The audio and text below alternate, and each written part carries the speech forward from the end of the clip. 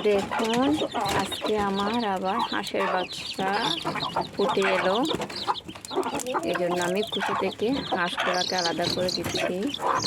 একটা ডিম ফোটাই না, এটা মায়ের বুকের নিচে দেব। আবার এটা আমি কূপটা বাহির করে ফেলতেছি। আমি বাচ্চাগুলোকে ভালো করে কাগজ দিয়ে দিচ্ছি এখানে, বাচ্চাগুলো নিচে পড়ে না যায়।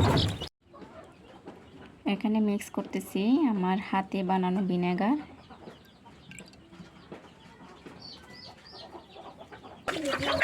এগুলো আমি দিয়ে দিচ্ছি হাঁসের বাচ্চাগুলোকে, কারণ আমি মুরগি দিয়ে হাঁসের বাচ্চা ফোটালাম।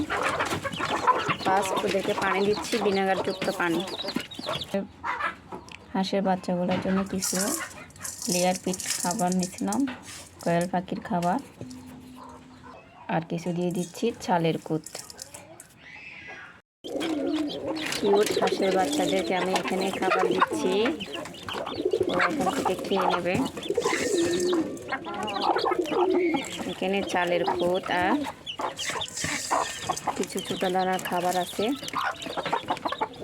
দেখো কি কিউট।